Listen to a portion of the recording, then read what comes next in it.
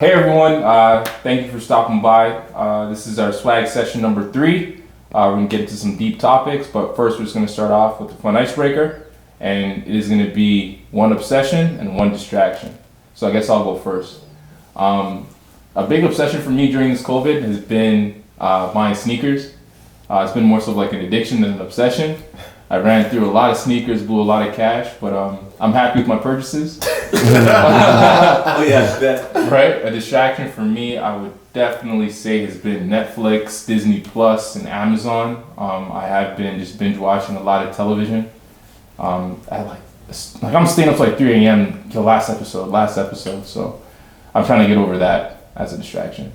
I don't know about these folks, so they can tell you. I'd say one of my new obsessions really is around like hiking. I've been getting into hiking, found a few different trails, driving like half an hour, 45 minutes out just to go on a 5K, 10K trail. And that's one of my new obsessions. And just like, I don't know, something about nature. Like I've never been like a super outdoorsy person, but like hikes for me, I don't know, just put me in a different mood. So that's been one of my obsessions. Distractions, I'm gonna say Instagram. Like, I've been on the Peel Swag Instagram, so follow us. Peel Swag. Can we get the watermark, or is it? Yeah. You'll do something like right here and then make it pop up. Yeah. Click the link. Yeah, but just like, keeping up with what's going on social media. Before, like I've been able to kind of limit my time, but I think just being home and your phone always being in your hand and keeping you distracted, that's been my biggest thing. Yes. Especially because everything has kind of shifted online, and the medium we use to go online is usually our phones. Mm-hmm. And then we have access to like Instagram, Snapchat, Twitter, TikTok. I can go on forever, but you see why social media can be a distraction. Yeah, I think that's why I like hikes though, because I'll like leave my phone in the car. That's why I'm like disconnected. Be disconnected.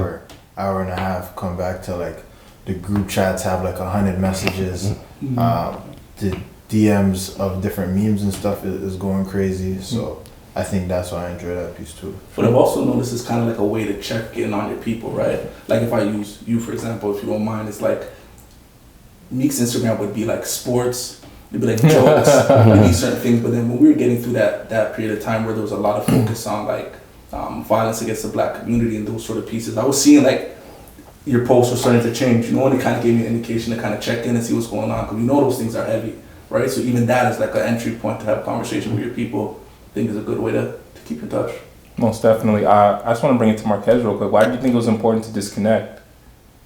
Because you're bombarded with so much, right? So I know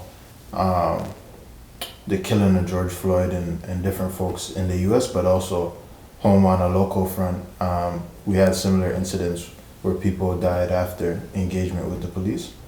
And just seeing that over and over, and then also seeing the brutal images of people dying, I'm like that's crazy. And excuse my language for using the word crazy, but like for us to think it's normal to see dead bodies, for us to think it's normal to see murder, right, and like the desensitizing that it does, and then also like you're seeing your body, right, like you're seeing people that look like you, and it's broadcasted, right, like, and you're seeing it up close and personal over and over and over, right, and I think for some folks, they're sharing as an awareness piece, but there becomes a point, like I think there's other ways to spread awareness.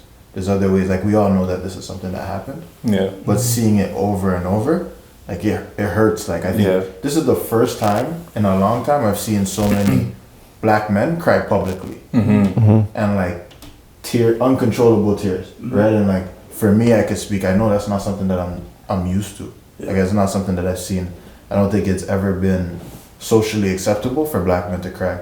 So I think it's opened up that space for us to have conversations around why, and like for me it's normal, right? Like I think when you're hurt you should cry, right? Like that's an emotion that you should release, because if you don't, where does it go? Right? And it gets pent up and it turns into other things, right? And so for me, I needed to disconnect from that.